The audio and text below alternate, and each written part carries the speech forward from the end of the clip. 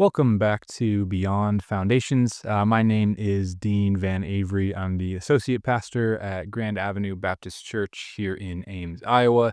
So this is part 5 of my series on divine simplicity. Again, this is kind of a prequel or a warm-up to the one-day seminar coming up on September 13th on the nature and attributes of God. So that's going to be a bunch of the attributes we're going to look at a little bit. This is a deep dive into kind of one attribute. So again, kind of like syllabus week, right? If part 5 is what you were expecting, stick around. You're in the right place. If you're looking for part 1, that's down the hall. So anyways, so I cut off in the middle of my historical survey from the last episode. So what I'm going to do is basically just pick that back up here.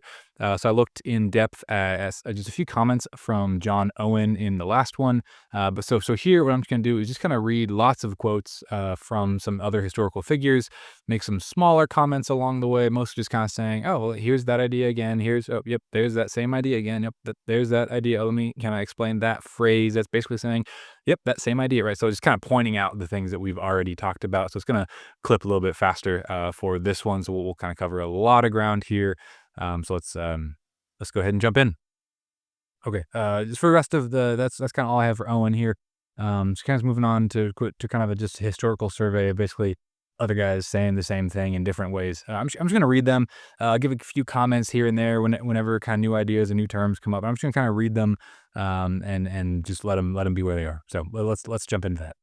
Okay. Up first, I just want to start with Johann Gerhard. That's just a fun name to say. Good place to start. So he's a German Lutheran theologian. He was born 1582, died 1637. So in this big comprehensive systematic theology that he does, he has a couple comments on divine simplicity, and he says just simply, he says, God is called one in the most perfect mode of unity, namely as an utterly simple and undivided essence. End quote. Nothing really to add there. It's basically just this affirmation coming from the Lutheran tradition. God is simple, basically in all the ways we've been talking about so far. So next, jumping over to the English tradition, we have Stephen Charnock. So he was an English pastor from the 1600s, the 17th century. So he was another dissenting Puritan pastor and a theologian. So fun fact about Charnock, so he's one of the greats, one of the great theologian Puritans. But he kind of like co-pastored with Thomas Watson for a little season. I think it was better part of a decade, which is just crazy for me to think about. It's I think Watson was the main preacher. So you got Thomas Watson as kind of the lead pastor, and you got associate pastor Stephen Charnock over here. That's just, to me, that's just nuts. That's like senior pastor John Piper, associate pastor Mark Dever, something like that. That's just crazy. Like I don't know. I just wonder like what life in that church was like, right? I just can't imagine. I don't know, I just can't imagine what that would be like to be at that church. Anyways, so Charnock says, this simplicity, this is signified by the name God gives Himself. Exodus 3:14, still quoting Charnock, I am that I am.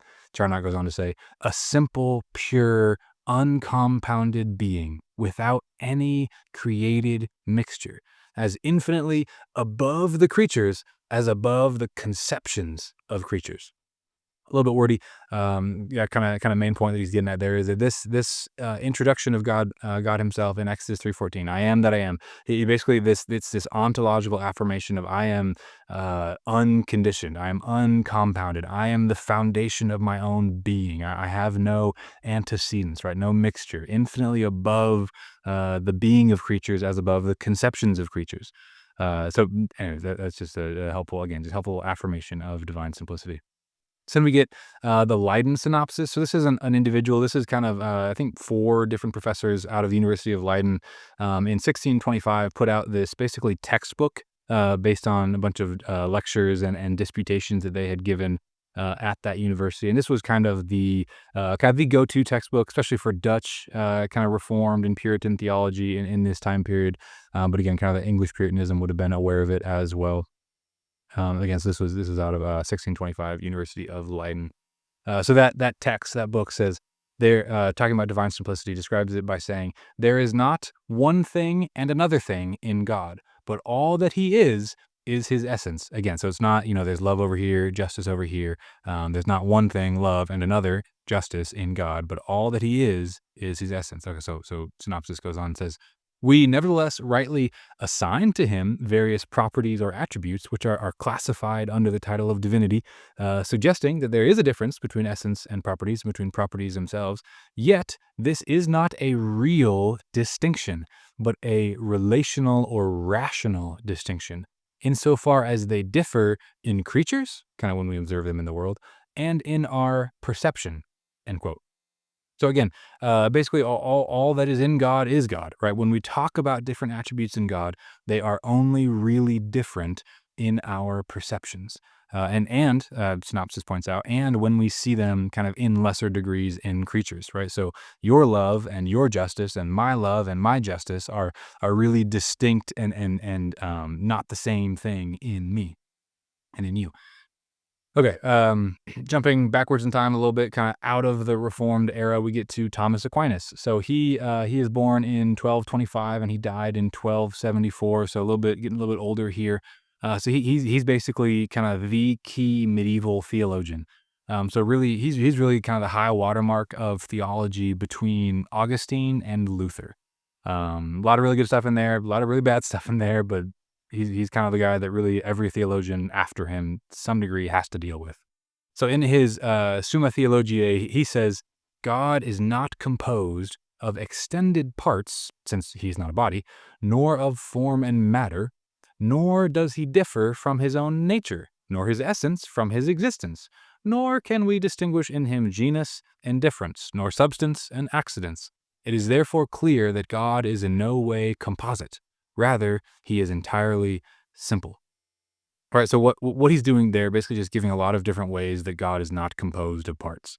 Right, you saw form and matter, you saw substance and accidents, genus and different. These are all basically different ways of kind of conceptualizing partitions and compositions in creatures, and that go way beyond physical matter, right? And basically Aquinas is just saying none of those are real distinctions in God. He is, however you can slice it, he is absolutely simple.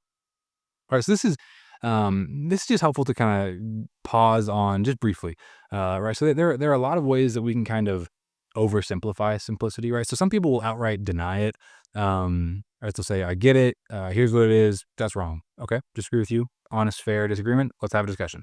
But I've seen, and this is almost more frustrating. I've seen some like major and well-respected theologians kind of try to affirm simplicity because they see how. And I don't want to make it seem like they're being duplicitous, but like, but it seems like they want to get around to affirming simplicity because it's a very affirmed, traditionally affirmed doctrine that so many people so emphatically affirm all through church history. Again, I don't want to read cynical motives into people, but it seems like these theologians want to one way or another affirm simplicity, but kind of define it in such a way that basically just reduces to saying that God isn't made of physical material, right? That God doesn't have arms, right? I mean, like that's true, sure. Like I agree with you, but that's not simplicity. That's just God being spirit, right? Angels are simple in that sense. Human souls even are simple in that sense. But God's simplicity goes way beyond that. Right. So there's physical simplicity, but there's also conceptual simplicity, right? You heard Aquinas say there's no difference between his substance and his accidents. Basically, that's not really talking about accidents, kind of like how we normally talk about like things and consequences that we didn't really intend. It's more like, that your substance is what you are, right? So for you, your humanness, or for God, it's his godness. But then your accidents are kind of all the things that describe you, but that could be different and you'd still be the same you, right? So if you get like your hair color or having hair, it is an accident, something that is true of you. It's a true attribute of you, whatever it is. And yet that could change tomorrow and you'd still be you, right? You'd still be substantially the same. So your intelligence, you could forget stuff or learn stuff. You'd still be you. Your power, you could get stronger or weaker. You'd still be you. Your height, right? As you're developing, you could get taller, or you could get shorter as you age, right? And you'd still be you, right? Your weight, everything, even, for your skin color. For us, that there is our substance over here and our accidents over there.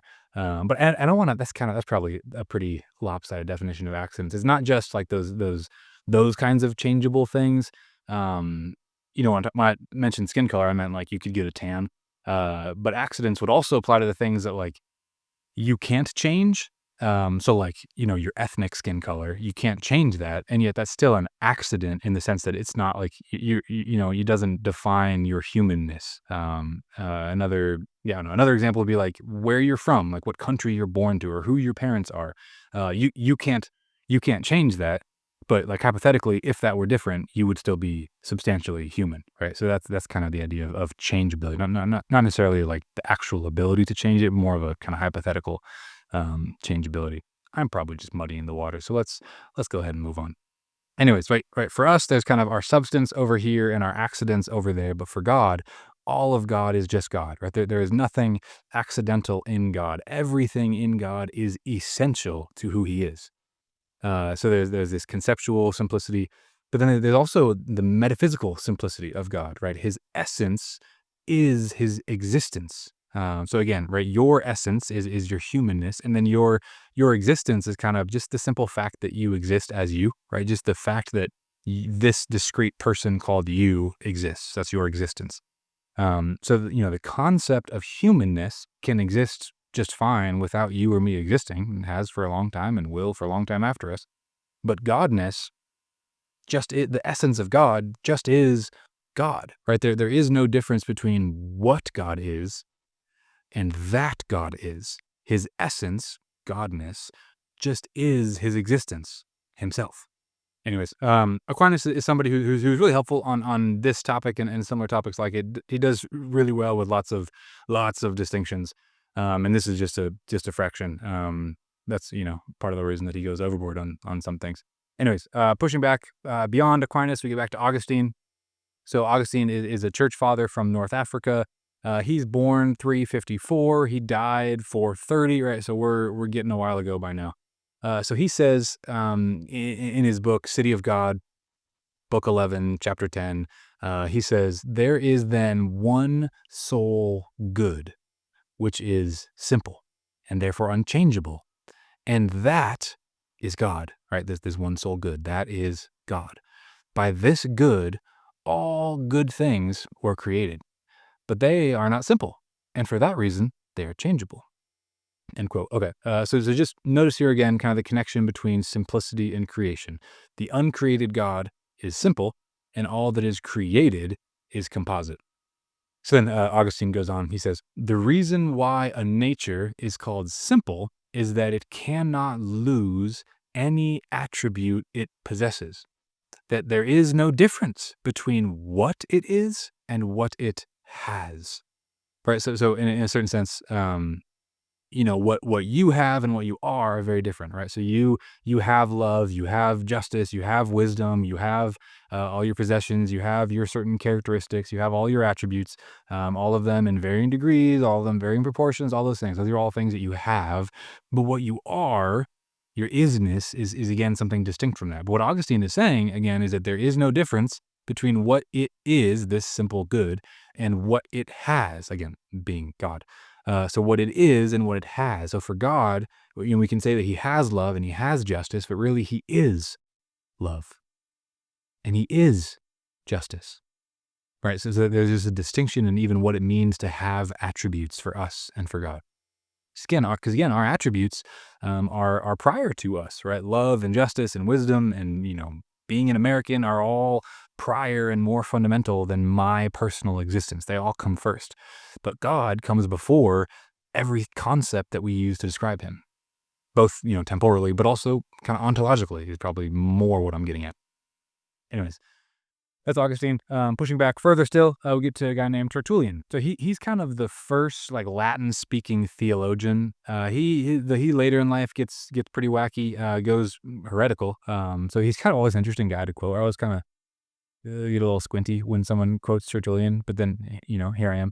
But there's lots of stuff to the good in him, right? So even just Tertullian, just as a theologian, is a helpful reminder that just because we can't make these big snap judgments about everything somebody ever said just because of how they ended up in life, right? That just because somebody goes off the rails later on doesn't mean they didn't make real, valid, good contributions early on in life. So he's, it's a helpful helpful life lesson, I suppose. Anyway, so Tertullian, helpful theologian. Like for instance, he was the guy who came up with the word Trinity. Ha! So there's that. Right, the concepts were there before him. It certainly got solidified after him. He's not, the end all be all of Trinitarian theology, but like if you throw out all of Tertullian, we kind of got to find a new term. Anyway, so yeah, just a fascinating guy. So he says the status of the one God vindicates this rule. He is one only because he is the only God. His is the only God because there is nothing with him. A little bit kind of weird. Let me read that again. Just that second part. He is one only because he is the only God, and his is the only God because there is nothing with him. In other words, God is simple, or as Tertullian is saying, one because he is God and is alone God.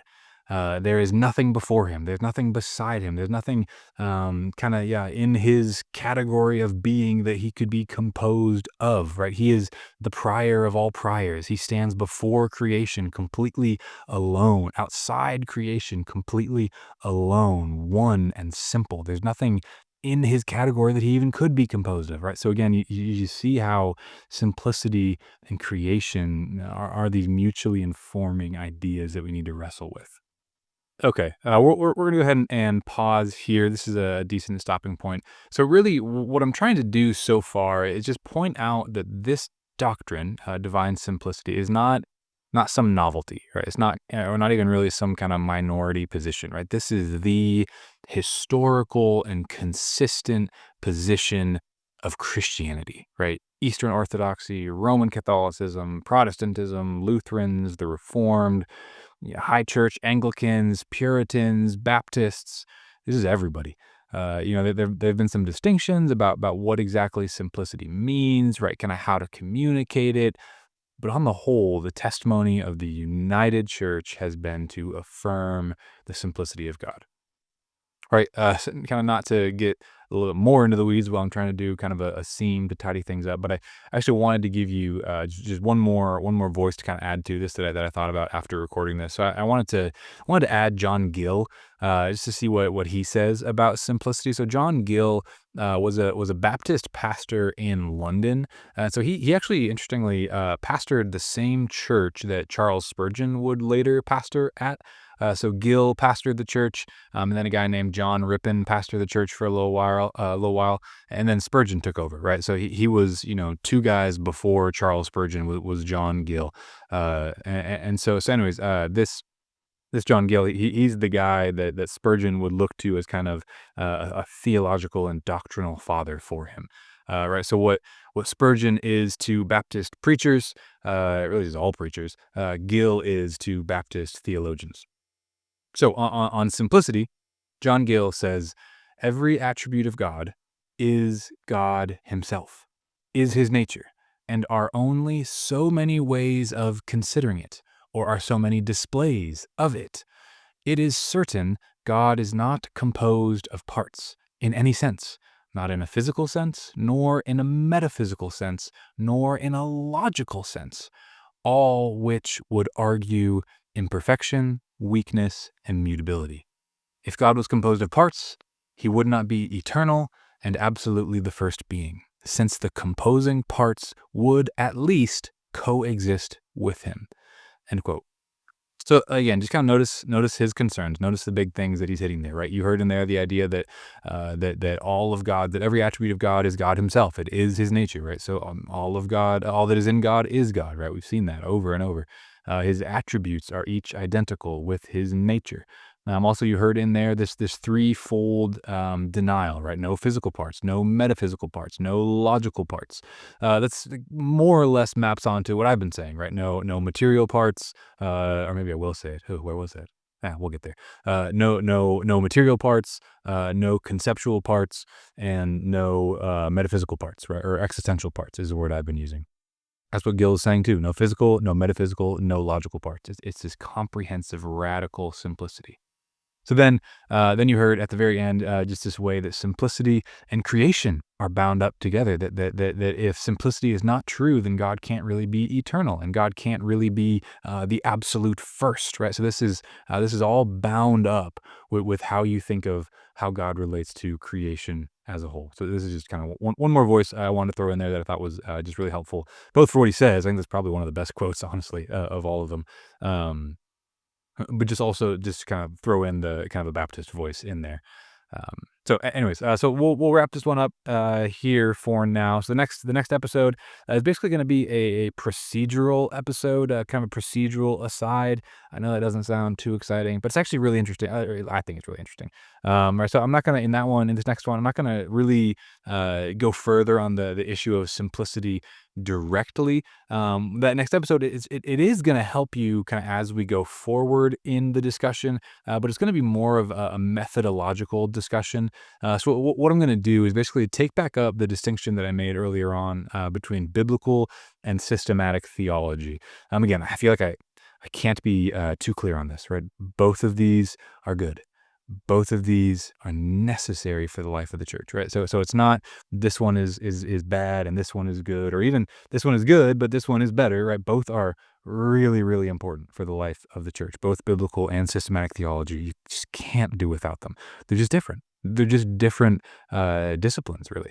It's like food and water. Which one is more important? Or air and water. Which one is more important, right? And yeah, it is important to know the difference. It is important to be able to tell a difference between water and air. They're both important, but they're not the same. So in the next one, I'll take up that distinction and kind of add to that the conversation of the distinction between what's called general revelation and special revelation. It's kind of in a hurry, so I kind of garble the word general revelation a lot. If you're trying to talk a million miles an hour, it kind of rolls out sometimes. Tried to slow down and be a little bit more clear, but if I'm kind of mumbling, I apologize. But anyways, kind of how general and special revelation, and how both of those relate to human reasoning will also get brought in there. So you have two different types of theology, biblical and systematic, two different types of revelation, general and special, and kind of how all of that relates to just reason. So that's going to kind of be the topic of the next episode tomorrow. So that'll be the topic for the next installment. But for now, that's all I have.